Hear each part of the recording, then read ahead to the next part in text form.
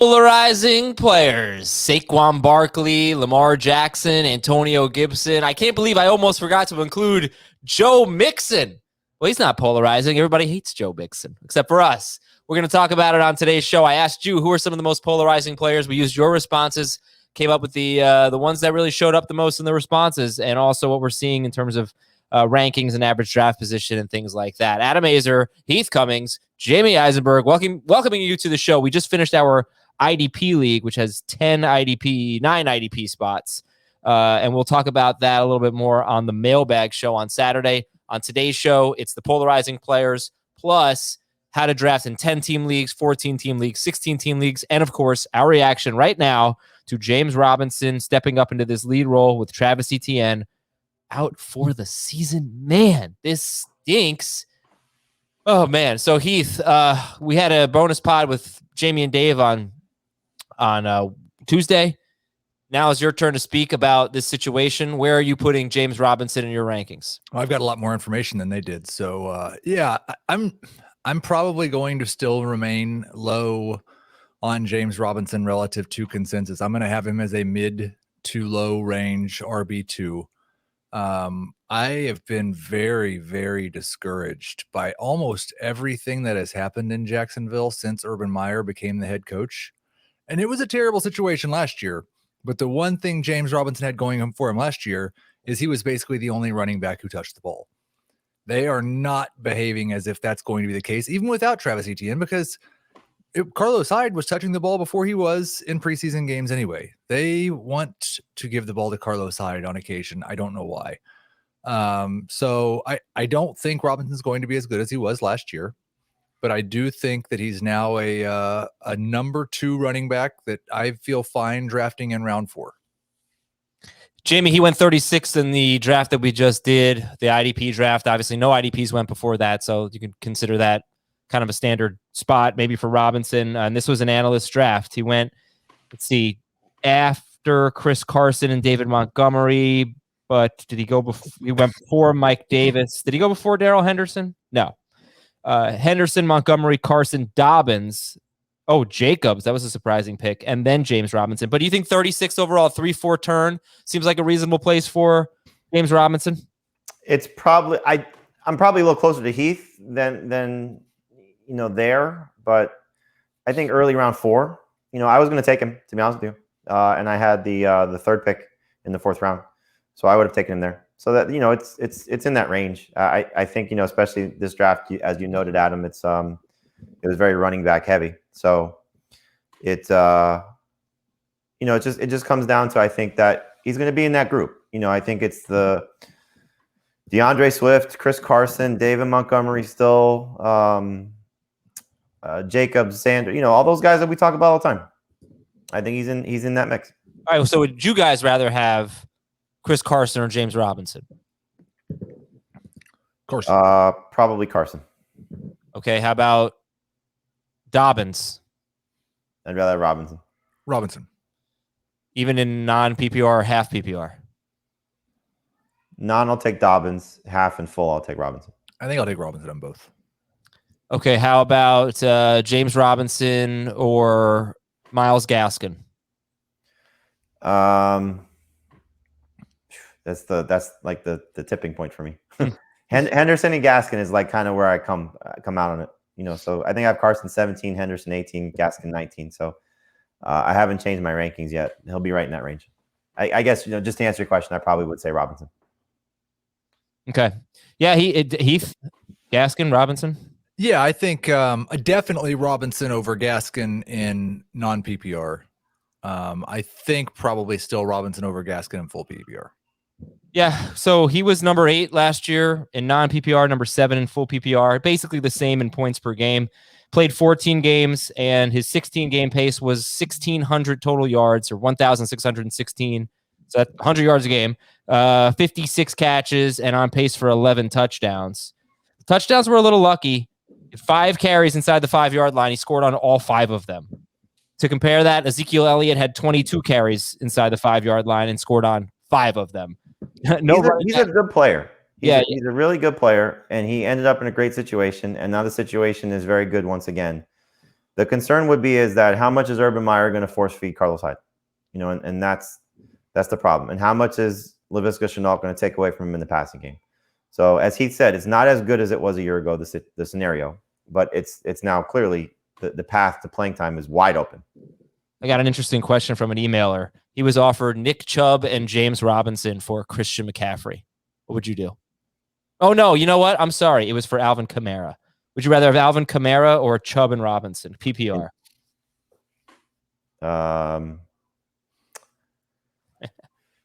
Chubb and Robinson.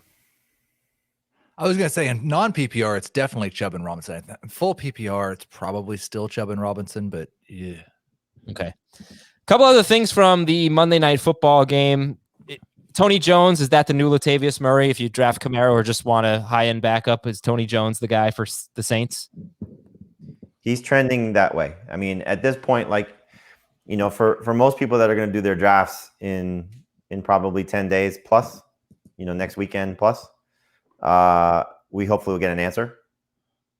If Latavius is cut or traded. But right now, it's still a gamble. I would probably gamble on Jones though, which is nothing I would have thought a month ago because I drafted Latavius Murray a lot. On the broadcast, they said that Sean Payton said that Tony Jones was their number 2 running back as of Monday going into the game. Yeah, and he played as if he were. Which is typically what they would say in the meeting, if they asked about it. So right. But it'd be shocking. It would be shocking. But that's not the first time we've heard this. The Athletic reported that his job was in jeopardy. Murray's job was in jeopardy. Yeah. But that was the thought of Devontae Freeman at the time. Now there's a younger back that's cheap. Okay, and then at the tight end position for the Saints, Adam Troutman got hurt.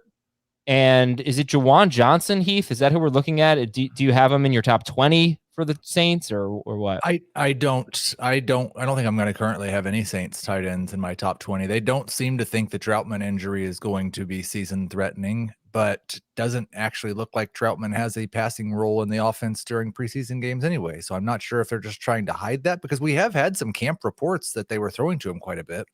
He just hasn't even run routes.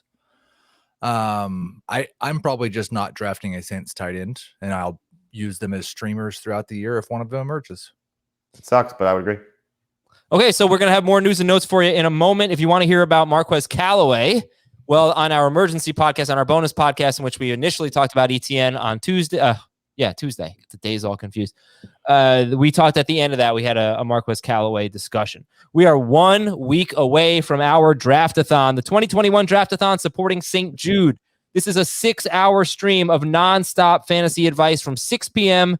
until midnight Eastern, Wednesday, September 1st. We're going to be joined by 30 industry friends like Mike Wright, Nando DeFino, and many more to get you prepared for your fantasy drafts while raising money for St. Jude.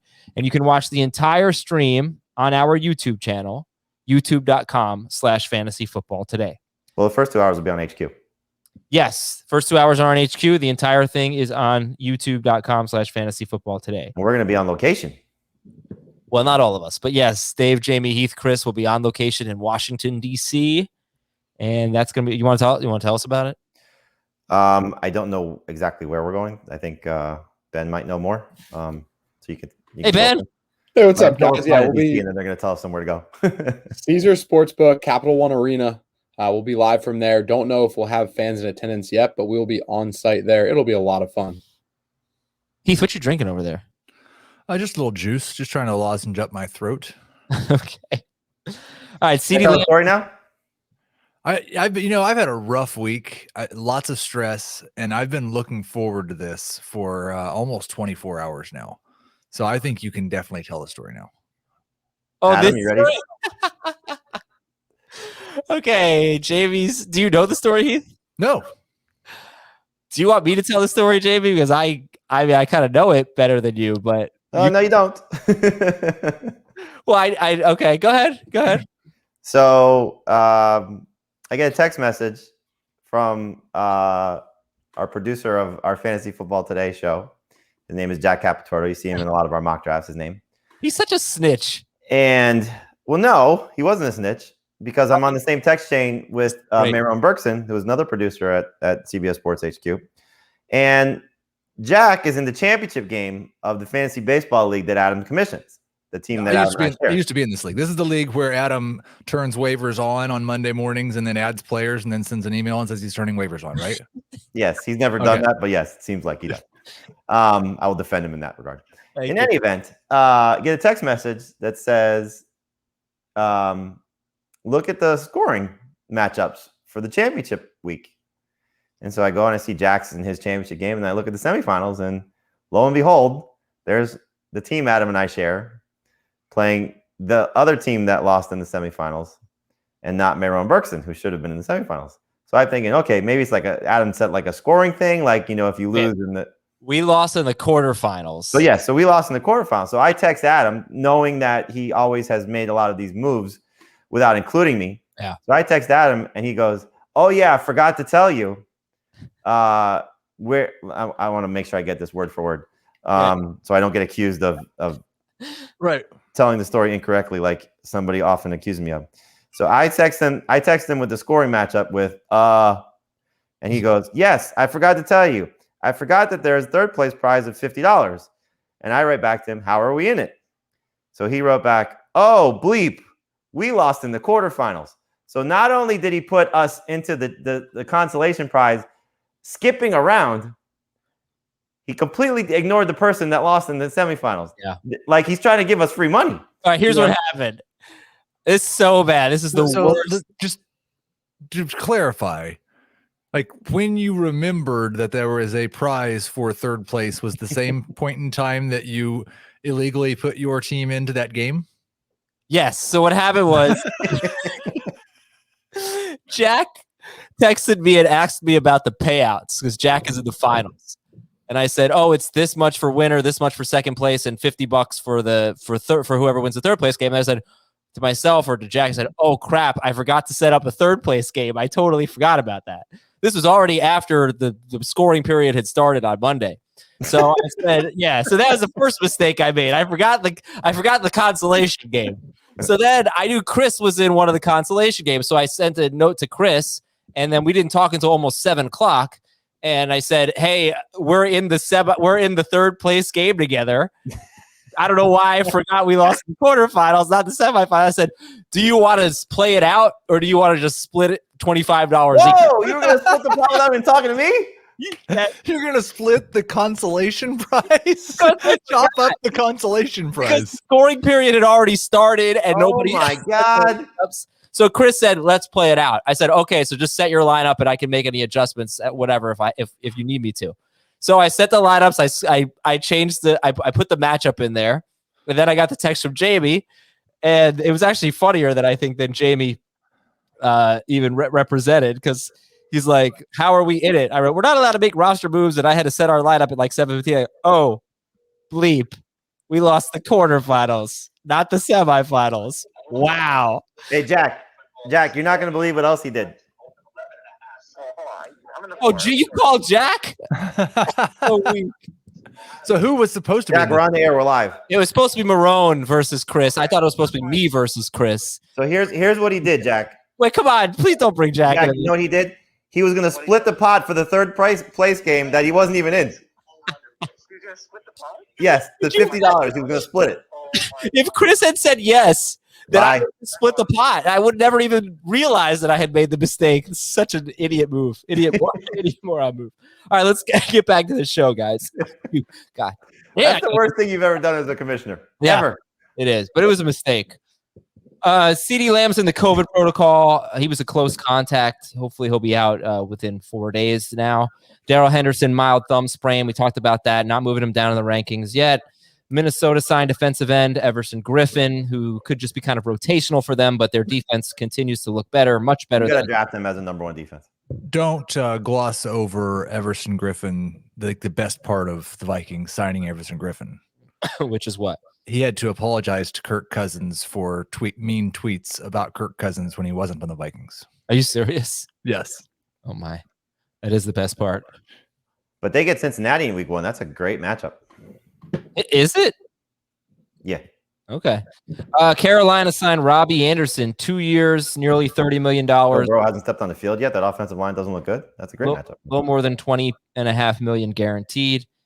This is big here. Dan Campbell expressed some concern about the lack of reps for DeAndre Swift and to a lesser extent, TJ Hawkinson. He's not really worried about Hawkinson, but he is a little worried about DeAndre Swift. And I guess there's some questions about whether or not Swift is going to be ready for week 1, Jamie. What's your reaction? To go back to the Robinson, I would take Robinson over Swift at this point. Like I just can't trust this situation right now because he's going to be sharing on a bad team and he's already banged up. Like this is just a guy that I had high expectations for, not as high as Heath, obviously, but I thought he was going to have, build off what he did last year. And this just feels like it's going to go south pretty quick.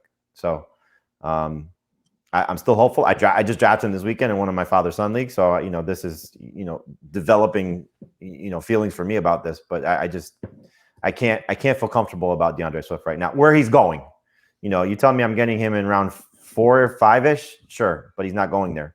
He went round 2 in our draft today. That's where he went in our draft today? After the news. Yeah, so it's troubling. It's certainly troubling. Oh, well, he's a kind of a polarizing player. Yeah. And Heath, you've always been the high guy on DeAndre Swift. So what do you think? I'm still going to remain the high guy on him. I'm just going to lower him to where everybody else had him before this news. I would still take him at the end of round 3. I've got him around running back 16 or 17. I think I have him. He is the guy that I didn't move Robinson ahead of. So I would take Swift over Robinson, but they're right back to back. They had pretty similar catch total last year. I think Robinson played 1 more game. So you'd think Swift would outcatch him. Oh, I think if they both play 17 games, Swift's going to be better. I'm worried. I just want to know in terms of catches, if they both play 17 games, how many more catches do you think Swift would have than 25? Robinson? Yeah. Okay. All right. Moving on. Buffalo wide receivers Gabriel Davis and Cole Beasley. They're in the COVID protocol, close contacts. They'll miss 5 days. Some members of the Patriots organization are pretty frustrated with Cam Newton, according to a report, because he misunderstood the COVID protocols and now he's out for a few days. And this is an opportunity for Mac Jones. Carson Wentz appears on track to start week 1, according to The Athletic. A.J. Brown reportedly looks healthy. Julio Jones did some light running at practice on Tuesday. Elijah Moore expected to play on Friday. That is great news. Will Fuller resumed running routes. Also good news. The Falcons waived Javian Hawkins. Would you guys take Kadri Ollison or Tony Jones? Tony Jones. Would you take Kadri Ollison or Nick Chubb or Chuba Hubbard? Chuba Hubbard. I don't. Yeah, almost everybody is the answer for me over Kadri Ollison. Okay, he might be a guy that gets some work. But yeah, I get your point. And Stephon Diggs practiced in full. Hooray. Most polarizing players. So in order of ADP, basically, not entirely, but basically, let's start with Saquon Barkley. He is currently on CBS RB8. He is going 11th overall. And Heath, you have him where?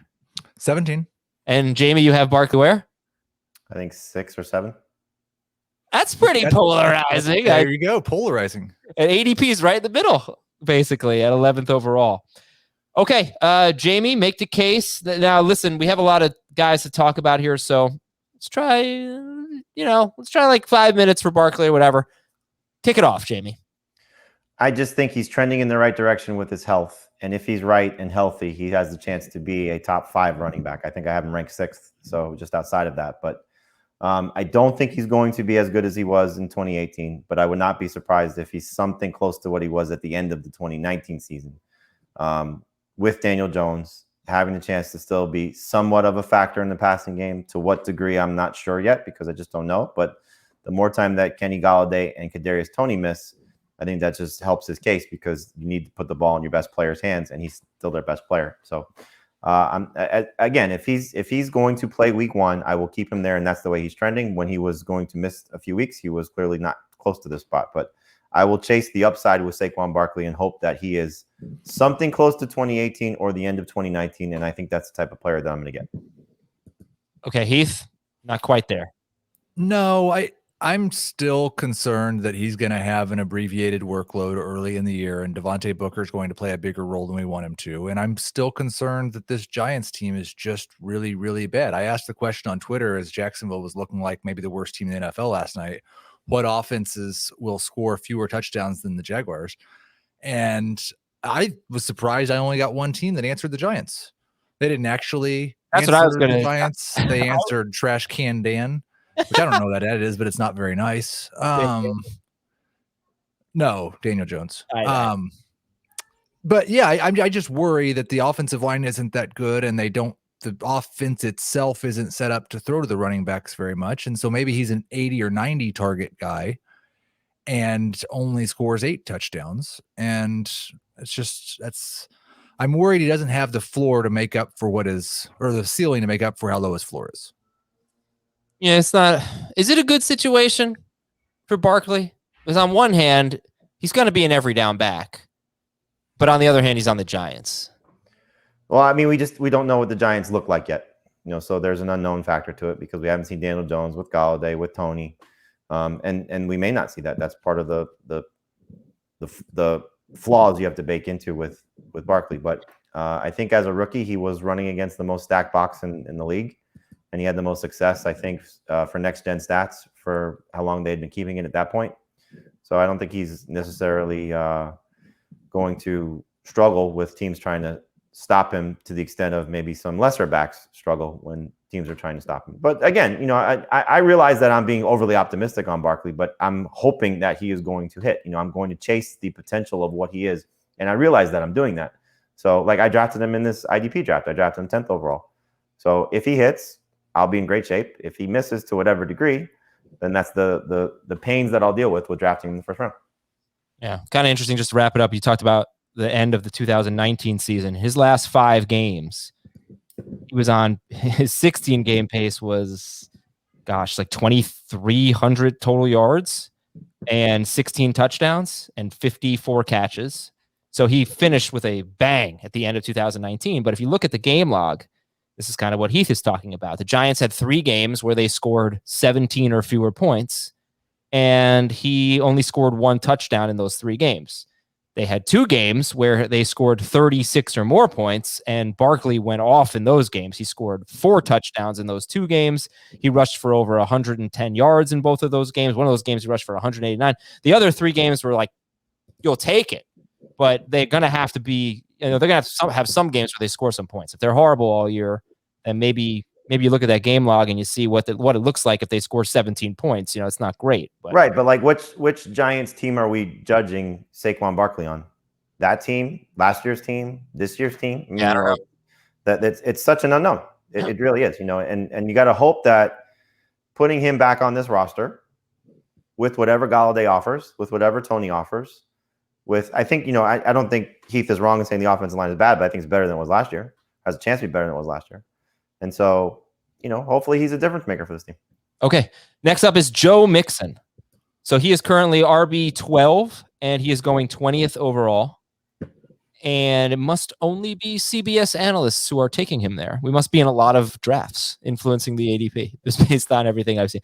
I mean, we seem higher on Mixon than a lot of people because they're bitter. They can't stand the injuries, and he was pretty disappointing except for 1 game last year. So, okay, Heath, first word on Mixon. Where do you guys have Mixon? 12. 15 or 16. Oh, okay. So who's ahead of? Let me get Jamie's rankings up here. I'll tell you the guys I struggle with. It's the same 4 guys that I move around all the time. It's Najee Harris, Antonio Gibson, Joe Mixon, and who? Clyde. Yeah, I think they're all ahead of Clyde. Maybe just those 3. Chubb? I thought there was a 4th guy. Yeah, I guess it's Chubb and PPR. Okay. All right. Well, anyway, go ahead, Heath. Yeah, I think that this has the opportunity to be the best Bengals offense that Joe Mixon has been a part of, and the best setup for him because Giovanni Bernard is gone, and his workload was great last year. He did have some disappointing efficiency, but we've seen Joe Mixon be a top 10 running back before. I think he's burnt me too many times as being a little bit overdone in comparison to some other running backs. And probably the reason I'm the highest on him is because I wasn't drafting him the last 3 years. And so I don't feel like that. Okay. Jamie, why do you think people are hesitant on Mixon? Why can't they buy in? Everything you just said, the last couple of years have been frustrating. It's you hear, and I don't think Heath is wrong, but you hear what Heath is saying. You've heard that for a few years. This is going to be Joe Mixon's best year. This is his breakout season, and I'm not saying Heath was saying that, but the fantasy community was saying that. And you look at his production last year in the games he was healthy, it's kind of masked a little bit by the one big game against Jacksonville, because it was so good, but the other performances weren't as strong, so this is still an offensive line in flux. This is a quarterback situation that we're really not set on yet. Is Joe Burrow back to being the guy he was pre-injury? Because we haven't seen him. I think what he said is 100% accurate. It's just a matter of, like, I look at Harris and Gibson, and I think Gibson's team is better, and Gibson may have just as much, if not more, of a role in the passing game, even though he may not play on third downs. And Najee Harris looks like he's never coming off the field, similar to what the Bengals are saying about Joe Mixon. But the Steelers' track record tells you that that's probably going to be the case. And so will the Bengals stick to keeping Joe Mixon on the field, and will he hold up to that workload? So I think he's a very good borderline number one running back. If you like him better than those other guys, then you should take him at the end of the first round, beginning of the second round. I just happen to like Gibson and Harris better in PPR, and obviously Chubb in non-PPR. How much does the schedule matter? Because he's got Minnesota, who we expect to have a much better defense, Chicago and Pittsburgh in his first 3 games. And then you got 2 games against Baltimore and 2 games against Cleveland during the season too. Cleveland is week 18, the second game. But yes, you do have 2 games against Baltimore. You have another game against Pittsburgh. You have a Denver game. There's some, look, there's the Chargers. I don't know how they'll be. There's the Raiders. There's Detroit. There's Jacksonville in week 4. Green Bay actually got a lot better against the run late in the year, but overall they were terrible last year. So, but I don't know. There are some tough matchups and a tough start with Minnesota, Chicago, Pittsburgh right out of the gate for Gibson. And I have really very little idea what to make of Minnesota or Chicago defensively. I don't think they're probably going to be bad, but I don't envision either the Vikings or the Bears being a team that in week 8 I'm downgrading any players because they're facing them. The Steelers, yes. The Ravens, probably. Maybe the Browns. But I know I'm always a little bit less bothered by that anyway. But I don't know any, like, I feel like those defenses are kind of like the Bengals offense. We think they could be good, but I'm not really sure. Okay. All right, then let's go to our next polarizing player, and that would be, it's kind of like 3 in a row in terms of ADP. RB12 was Mixon, RB13 is Gibson, RB14 is Clyde Edwards-Helaire. I think Clyde is the most polarizing here, but Gibson is also on the list. People are a little split on him. 24th overall. Jamie, the thing that always shocked me was how early I thought he was going. I just thought it was too early. It was more like 15th overall. I saw an early ADP or mock drafts and things like that. 24th overall is a much different story here because the top 5 wide receivers are off the board. Waller might be off the board. Anyway, is that a good spot for Gibson? Why do you think people are polarized here, split on Gibson? I mean, if you tell me I can get Antonio Gibson 24th overall, I would think that's stealing, personally. We saw, what the raw Antonio Gibson looked like last year. He 11 touchdowns and some big games, against Dallas, and I think was building towards something before the toe injury in a midweek game against the Steelers. So, forget about the Christian McCaffrey comparisons. They're going to use him quite a bit. The only thing that I think is holding me back a little bit is the fact that McKissick is still playing on third downs. And so that's going to keep him maybe from being a top 5 caliber running back, because I think he has that type of potential. This offense is going to be better. This offensive line is very good. This coaching staff is great. They will throw to their backs. Sometimes McKissick, my God, imagine how many catches he could get. So I think, Gibson's in a great spot. And you said this, Adam, I think it was the Sunday night show reviewing the weekend, that you don't have to necessarily throw him the ball on third down for him to get catches. I mean, they're going to use him and they're creative enough, first and second down to throw him the ball. So I love the upside of Antonio Gibson. Yeah, if there's the hesitation, and I've mostly come around, like I think I have him 14th in PPR now, so I've mostly just come around to not ranking him too low. But the hesitation for me is that I don't think J.D. McKissick is going away, and I don't think he's going to match his touchdown rate from last year. And he's one of those guys who had some really high volume running games last year, but was not a high volume back in college.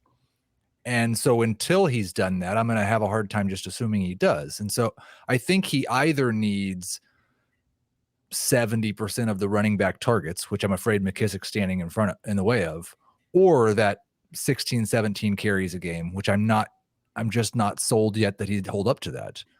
But if he does either of those things, I think he's going to be a good buy at this ADP. So far through 2 preseason games, and again, this may be them trying to get, you brought this up, Adam, about, him saying he's not fully comfortable with certain things, running the ball, and trying to still grow into this role as a running back. But he's been on the field for 24 snaps, and he has 17 combined carries and touches in those 24 snaps. They are giving him every opportunity to touch the ball, and it could be special this season if that's the case. They are, yeah. And what I was referring to is he said that he, it was last week, I think he said he's still figuring out when to cut back and when to hit the hole. And then after the preseason week 2, the ESPN reporter, in this little write-up, was that John Keim? Yeah, I'm pretty sure it was him. It may not have been him. I'm sorry, but somebody wrote up that he had a couple of short yardage situations. He couldn't pick up the first down. He's still trying to kind of learning how to use his body. So that's the issue with him is that he only had 4 games. As Heath was saying, not a huge workload. He only had 4 games, more than 14 carries last year. I'm just not sure that he's not a complete running back rusher yet. His talent is so obvious. He's just terrific in space. Well, and the hell out of him. I kind of like him saying that because I think looking at Clyde Edwards-Helaire last year, that's quite obviously true for him. He missed all types of opportunities that have been documented. And so I think the Chiefs seemed more willing early in the year to give Clyde that big workload. But Gibson so far has looked like the more talented back and definitely the better pass catcher. Then let's go to Clyde Edwards-Helaire. And Gibson is showing a lot as a pass catcher. Like I said, you get him in space and he's got some speed, some serious speed. But I think Edwards-Helaire, when he's been given the chance to run the ball, you talked about him missing opportunities. The results have still been pretty solid, right? And in the preseason, in very limited action, he was good. I think he's a good player, Heath. I just hope they give him the opportunity with Clyde Edwards-Helaire. But I do think people are really stung by how bad he was as a first-round pick last year. So he's going 27th overall in CBS ADP. CEH is RB14. Where do you see the split in the opinion here? I think it's just the way that he started the season so on fire and not necessarily on fire, but just playing almost all the time. And then had 1 game in his final 8 where he played 60% of the snaps. And most of those he was below 50%. Le'Veon Bell was bad last year and the Chiefs were giving him touches over Clyde. I think it's just a concern that the Chiefs used him for 6 games as a feature back, didn't like what they saw, and went away from that. And I think there's still a possibility they go back to him this year. And I agree with you. The offensive line's gotten so much better. If they decide they're just going to give him 20 touches every game, he's probably going to smash this ADP. But we didn't go into the draft process last year thinking that Clyde Edwards-Helaire was necessarily some special running back. He was the 5th or 6th best back in the class, according to most people. And the Chiefs took him in the first round, and he got boosted up because of that. He didn't live up to last year. Jamie, you've always been kind of the high guy on CEH here anyway. Well, I hope he's healthy first off. We still haven't gotten the diagnosis on his ankle. So, that'll clearly change anything. I'm sure, I'll drop him maybe where Heath has him and Heath will probably drop him more. In any event, if he's healthy, I'm going to buy into this offensive line. I'm going to buy into this offense. I'm going to buy into this coach. I'm going to buy into the lack of competition. And I draft Darrell Williams everywhere. I mean, Heath knows I have a trade offer pending to him trying to get Darrell Williams in our Dynasty League. So I'm buying this running back situation. So if Edwards-Helaire does have any significant absence at some point this season, I think Darrell Williams will step up and potentially be that guy. What we'll see with Jerick McKinnon. But in any event, I'll go back to those 6 games. It's very similar to Gibson and a lot of these players from last year that had no offseason and were thrown into some complex situations. This is not easy to walk off the street and pick up an Andy Reid offense. And you better protect Patrick Mahomes if you're going to be the running back there. And I'm sure that's the majority of what his offseason was learning how to be a better pass blocker. But they can't invest this capital in the offensive line and not invest in running the ball a little bit more. Andy Reid has been so good for fantasy running backs throughout his career in Philly and Kansas City. So I'll buy back into it. It's different this year, where last year was a round 1 pick. This year it's a late round 2 pick. And I've dropped him a few spots even before the injury, so where it's closer to the swing picks. But, I still think he's got top 10 upside, and I'm going to chase that. How do you guys rank Mixon, Gibson, Edwards-Helaire? You did. Gibson, Mixon, Edwards-Helaire. I'm hoping that this might be silly. The Chiefs' worst game was their last game, right? They got crushed in the Super Bowl. And in the first half, they ran for Mahomes had 33 rushing yards, I think, in the first half or something. And the rest of the team had 20. They ran for 57 yards, and 33 of them were from Mahomes. They come out and start the second half. Clyde Edwards-Helaire gets, I think, 36 yards or something on 2 carries. They need to be able to run the ball. I'm hoping for his sake that they saw they were too one-dimensional, need to be able to run the ball, and that's got to be an important part of their game. He's by far the best running back on the team, I think. So I would agree with that. Stretch, because look, they got to the Super Bowl. They were favorites. They were missing their 2 starting tackles. It was a unique situation, but I'm just thinking maybe that they look back and say, hey, listen, we got to run the ball this year. We got to be 2-dimensional. Well, they don't want to see Mahomes doing what he did in the Super Bowl ever again, running for his life and, having to try and make these miraculous throws where he's, sideways to the ground and, his receivers are still dropping the ball. Yeah. They want him to have clean pockets, but, you have to have balance to some extent. And I think that'll be the case. How many touchdowns will he score? How many catches will he have? Those are the question marks for Edwards-Helaire, because he should lead them in touches in terms of their backfield. Okay. Let's go to CeeDee Lamb. CeeDee Lamb, 42nd overall, wide receiver 12. And I know Heath doesn't like that. Jamie, what about you? 42nd overall, wide receiver 12 for Lamb. I mean, if the Cowboys are still going to be as high volume passing as they were in Dak Prescott's 5 games last year, then I think all these receivers have a chance to be special. But you got to downgrade it a little bit, because Dak says he doesn't want to throw for 6,000 yards. He wants his best buddy Ezekiel Elliott to get his touches and be successful. But I think this is another example of the younger receiver being slightly more talented than the veteran. And I know Amari Cooper's not like Julio Jones was last year, but it is a little similar to what happened in Tampa Bay a few years ago when Chris Godwin was better than Mike Evans in the 2019 season. So I would not be surprised if both of them are very good, if both of them are pushing each other to be, top 15 fantasy wide receivers. And I hope that's the case, because that's kind of where they're getting drafted. But I think CeeDee Lamb can have a better season than Amari Cooper. I think he can be a borderline number 1 guy. I think, as you saw last year, he was averaging over 16 PPR points per game in the 5 with Dak Prescott. And so they are doing everything to put him in a position to succeed, moving him around, playing him outside, playing him inside. I hope this, stint on the COVID-19 list doesn't ruin any of that momentum. But if Dak is right, I'll buy into CeeDee Lamb's upside, and I think he's going to be the best Cowboys wide receiver and one of the best receivers in fantasy. Your rebuttal, Mr. Heath Cummings? I do not yet believe that Lamb's definitely going to be the clear number 1 over Amari Cooper. And I don't think this is a pass attack that is concentrated enough that there can be 2 top 12 wide receivers. And so that's basically my objection, that they're going to throw the ball to the tight ends and Zeke and Gallup enough to where if Cooper and Lamb are basically side by side in targets, they're both going to be number 2 wide receivers and not top 12. And so Lamb probably needs an injury, or he just needs to displace Amari Cooper as the team's number 1. And those are both possible outcomes. But I do think this is a lot closer to his upside than it is to his reasonable floor. Do you think he gets 20% target share? I think that might be exactly what I have him projected for. And and that would be how many targets? Because if Dak throws 40 times a game, that would be 8 targets per game. If Dak throws 40 times a game, then he should probably be QB1. How many times did he throw in 2019? So I have him at 130 targets. Okay, so he was on pace for 128. Well, this was per 16 games. He was on pace for 128 targets in the 5 games with Dak Prescott. And his 16-game pace was 93 catches. So let's say he does this in 17 games. 93 catches, 1,386 yards, and 6 touchdowns. You would need more touchdowns.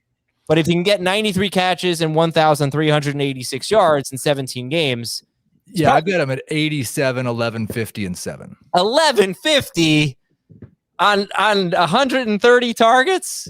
He was so much better than that with Dak Prescott last year. So much better. That is a very, very small sample size to project over a full season when it's that much of an outlier in relation to what other wide receivers do. How many pass attempts can we look? I think Prescott was at 39 pass attempts in 2019 full season. Let's see. That was 596 divided by 16. What's that, Jamie? Off the top of your head, 596 divided by 16. Oh, sorry. It's a big deal. It was only 37.25. So he might not be able to get to 8 targets per game if Dak's throwing, which is a lot, 37.25, but okay. Kyle Pitts, 52nd overall, tight end 4, basically tied with Mark Andrews, tight end 4, tight end 5. They have identical ADPs. Who do you guys like better, Pitts or Andrews? Andrews. I know Heath's against Andrews. Oh yeah. Yeah, I want to hear Schneier talking about Kyle Pitts and how he's being used on the outside. I hear Dave talk about Kyle Pitts. I think about him as a wide receiver. I definitely want to get some Kyle Pitts on my fantasy teams, but if I only had one team, I don't know how much I'd want Pitts at his ADP, if that makes sense. Because obviously I think he's got a ton of boomer bust here. We probably all feel that way. Oh, I think that makes perfect sense. Like if he's a wide receiver and this is his last year as a tight end designated player, then he's probably going to be someone that we should have been drafting where he's being drafted. But I do think, again, it's kind of like what I said with Lamb. I'm not saying it's not possible that he could justify this ADP. I'm just saying that the odds are not in your favor. I don't think we're going to get a ton of disagreement here. The ADP is 52nd. But, Jamie, if you were going to play the part of somebody who's really high on Kyle Pitts, there are a lot of them that are willing to take him in the first 4 rounds. What would your argument be? Well, I mean, again, you saw what he did in college. You see what his role is, what his opportunity is without Julio Jones there. The hope is that you don't spend a top 5 overall pick in the NFL draft to not feature him as much as you can in the offense. And this is still a team that, I think could be, if everything works out for them defensively and they're above average defensively, they'll be in the playoff mix. But they have to get a pretty big season out of Mike Davis, 1, and probably Kyle Pitts 2, because it just can't be Calvin Ridley and Matt Ryan trying to, make plays and save this team. He's going to have a second guy. I don't think Russell Gage is that guy. So, Kyle Pitts has every opportunity in front of him to, be the best number 2 target getter for the Falcons over the last 5 years. The last 5 years, the number 2 guy in targets was the best player was Russell Gage. What I mean by that is in terms of the amount of targets, Russell Gage was the second most targeted guy over the last 5 years. Most of that has been opposite Julio Jones. Last year, Gage had more targets than Julio because he missed time, so behind Calvin Ridley. So, can he have more than 109 targets? I think that's probably fair in 17 games. He should. But what will he do with those targets? How many touchdowns will he score? Our team's going to try and take him away, So there's a lot of things at play here. It's just not a position that typically posts dynamic numbers in a rookie season. Maybe he will be that guy because he's going to be used a little bit different. All right, Heath, pick one more. We can do either Lamar Jackson or Josh. Oh, I think we should do Lamar Jackson. All right, I don't. What's polarizing about Lamar Jackson? What's polarizing about Lamar Jackson? I think he's QB2, close to Patrick Mahomes, and in some sites he's drafted that way. In our most recent draft, I think I got him at QB5 in round 6. After Mahomes went in the 4th and Allen went in the 4th. So I think that there's some people who aren't sure because they're not giving Lamar Jackson the contract extension like Josh Allen got this year. I think there's some people who aren't sure yet that Lamar Jackson is going to be a great franchise quarterback, despite the fact that he won an MVP. You can count me in on that, by the way. When I was saying some people, I was definitely talking about Adam Hazer. Well, I think that he's going to be a great fantasy quarterback, even if he's not a franchise quarterback. But I think it's basically going to come down to, when he gets to the playoffs, can he do enough with his arm if you find a team that can somehow I think he's kind of a little bit, and we talked about this with Mahomes in the past, but how crazy last year was in terms of quarterback scoring. Lamar Jackson had a really down year and finished like QB9 at 25.7 fantasy points per game. And any other year, the last 3 years, that would have been QB2 or QB3. Yeah. It's just the whole league went crazy last year. And for some reason, Mahomes' numbers didn't really go up that much. And Jackson had a down year, so his went down. But he and Mahomes, the 32 or 33 points per game they averaged in 2018 and 2019 was better than what anybody's done as of late. And I still think he has as much upside, if not more upside than anyone, especially in a 4-point per pass touchdown league. And I'm not sold on the fact that he's not a good passer yet, because we haven't really seen, and we might not this year with all the injuries they have, we haven't seen him with enough help besides Mark Andrews. No, I'm not sold on. I'm just a little unsure that he's, that he's ever going to be quite good enough. And that's an NFL discussion. Fantasy discussion, he's going to rush for 1,000 yards. So, Jamie, what's your take here on Lamar? I love all the top 5 quarterbacks, so I mean, it's like I look at my rankings, I look at when I'm drafting, and it gets to a point, like I was going to take Mahomes. He went right in front of me. So I was going to take Mahomes in round 4. And then I was going to see if any of them got back in round 5, which they didn't. And so, when we did the quarterback preview, like I told you, I had Lamar Jackson ranked ahead of Josh Allen. They're all so close. I think you said it, Heath. If Dak throws to that amount of volume, he could be the number 1 guy. Kyler, who knows what his ceiling will be if he continues to rush and the increased weapons that they have around him. So they're all so good. I think the thing that you bank on with Lamar is, the floor is, like you said, Adam, 1,000 yards rushing if he's healthy. And so will he be the first 4,000, 1,000 guy? I think that's probably, it may happen for a couple of guys this year. Jalen Hurts, as we saw last year, he showed you that. Kyler Murray may get there. Lamar Jackson can get there. So, all these guys could be just so amazing. I think it's just personal choice. Okay. Justin Fields, 4,000, 1,000 this year. It'd be nice. We'll have to start in week 2. or at halftime of week 1. Yeah, sure. Well, hopefully by that point, the Rams will be resting their starters. Okay, those are some of the most polarizing players in fantasy football. We're going to take a break, and when we come back, differences in drafting in 10-team leagues, 14-team leagues, 16-team leagues. We'll tell you about it after this on Fantasy Football Today. All right, we have a few minutes left before Jamie has to hop off. But Heath will stay on, and we'll continue talking about this topic here. And we talk a lot about 12-team leagues. Let's talk about 10-team leagues, and let's talk about the deeper leagues as well. Starting with the shallow leagues, Jamie, if somebody's doing a 10-team league instead of a 12-team league, what adjustments would you tell this person to make? So we had a question on Fantasy Football Today on HQ, and Dave said something which I say a lot, and I think Heath does also, because we did a lot of these previews for our draft room. Take difference makers, take superstars. Well, that should obviously be the goal of every draft. And it'd be nice if you could, everybody's going to say, I'd like to have superstars. But I think by qualifying that is, don't be afraid of taking a quarterback early in a 10-team league, especially one of the top 5 guys. Don't be afraid of taking one of the top tight ends early, like we typically do. But, you maybe lean into that a little bit more. But even maybe prioritize a guy like Andrews or Pitts or Hawkinson, just to make sure you have one of the top 6 guys later on in the draft. But I think you want to have a position stranglehold of some sort. So you want to know you have top half quarterback, top half tight end, or the best group of running backs, best group of wide receivers. So try and figure out how you can manage to make that happen. But this is the type of scenario in a 10-team league or shallower where you want to say, I have this edge every week, and I'm going to beat you in that department. In terms of quarterbacks, though, do you still feel the same way about the top 5? That you don't need to say get Patrick Mahomes, you can just get a top. It's more important to get a top 5 guy.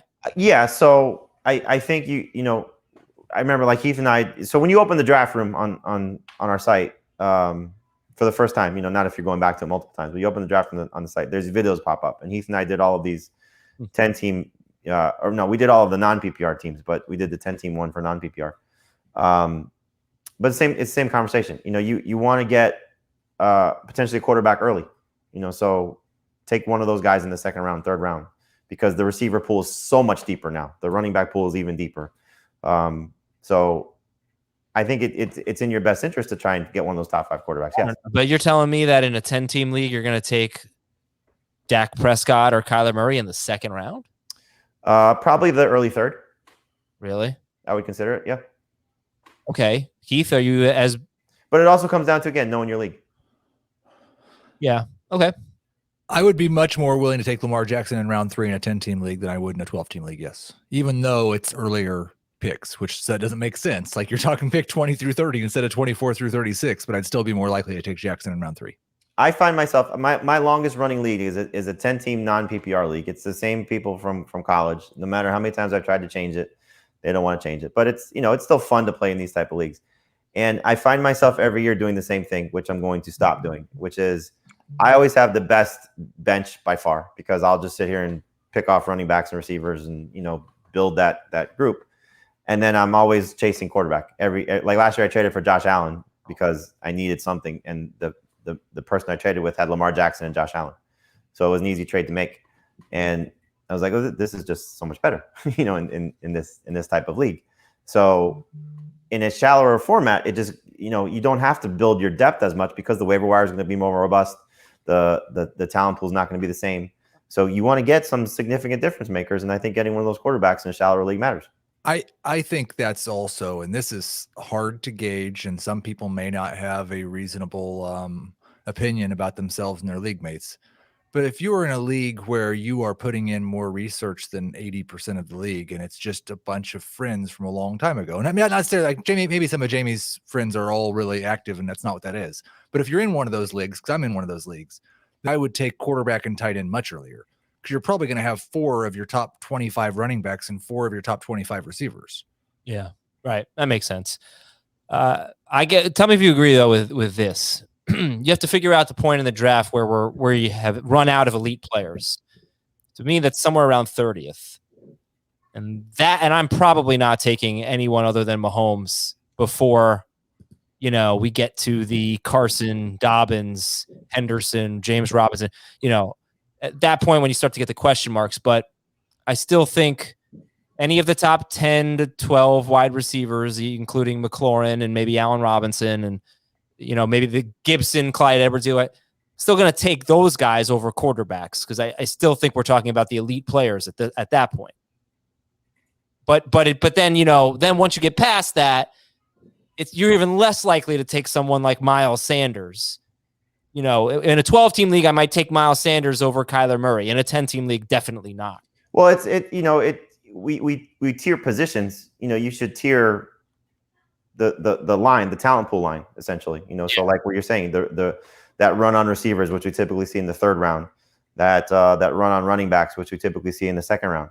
Those get pushed down a round because of the lack of fantasy managers that you're dealing with. So it's where you feel comfortable with, and so like what Heath is saying, I think is true in most leagues.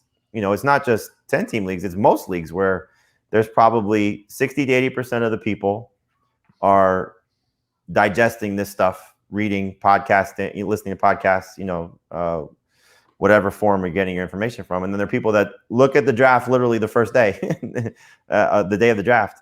Look at the players the day of the draft and say, oh, okay, this is the rank list I'm supposed to follow, or this fantasy analyst got me to a playoff run 2 years ago, so I'm going to follow them again. The things that we hear all the time. Okay. All right, Jamie's going to hop off, and Heath and I will talk about 14-team and 16-team leagues. Yeah, I'm going to go fix your baseball problem. Thanks. Bye. Nobody can fix that problem. Okay. So what about deeper leagues, Heath? What's your advice? You've got to figure out, and it's format dependent. It's not, it's more difficult to figure out in a full PPR league where you start 3 wide receivers in a flex. But if you're in a deep non-PPR league, you kind of just forget about wide receivers for a while. I think you probably need to not worry about quarterback as much because you can find a starter in a 14 or 16 team league later in the draft in most cases. Running backs and tight ends become even more important to me in the deeper formats, just because those are the 2 most shallow positions and they get even more shallow in the deeper format. We did a draft. We did the IDP draft, and it's a 12-team PPR league, but I consider it deep because there are 10 bench spots. There are 10 or what did I say? There are 9 IDP spots, but then there's an additional 10 bench spots. So the reason why I consider this a deep league is because the waiver wire is much thinner. And I've learned it's really hard to get a running back off waivers unless there's an injury, and then everyone's in on that running back, right? So I make it a priority to have I try anyway. It didn't quite work out just because people were, running backs were flying off the board. I try to have running back depth. And the other thing about that is not just the waiver wire, but those are really valuable trade assets.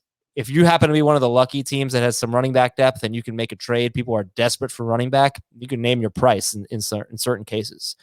I didn't really think about it from the tight end standpoint, Heath. Not saying you're wrong. I just focus on running backs, but I guess if I were going to try to counter the tight ends being more important, well, we know there aren't usually that many good tight ends, right? So if you have, just like an Irv Smith or a whatever, Jonnu Smith or somebody not named Smith, you're not at as much of a disadvantage because there are more teams in your league that have a kind of crummy tight end. I was just thinking if you had a Travis Kelce or a Darren Waller or one of those guys, there's even more teams that you have an advantage over. I know, but it's so hard to build running back depth if you take a tight end early. Yeah, I mean, in our draft today, I ended up with Noah Fant because I just kept missing out on guys. But it's very difficult to take a quarterback early and have good receivers and have a good tight end and have running back depth. I don't think it's that difficult to have running back depth and a good tight end if you're willing to sacrifice one or both of the other positions. Yeah. Okay. And I did take Darren Waller in this draft, 23rd overall, but my number 3 running back is Michael Carter. I have, let me tell you, if you're in a PPR league, James White, Giovanni Bernard, you need a flex and a pinch. They go so late. I have James White. You probably took Gio. I did take Gio. Yeah, there you go. I mean, they're just, they're not going to win your league, but in a deeper PPR league, those guys are really nice to have on your bench when something goes wrong and you can just plug them in and say, I've got 10 points this week and I'll figure the rest out. Yeah, that's exactly my point. All right. Is there anything else you want to say about deeper leagues? Again, I just think it makes the scoring system and the lineup construction that much more important. So make sure you read all your rules.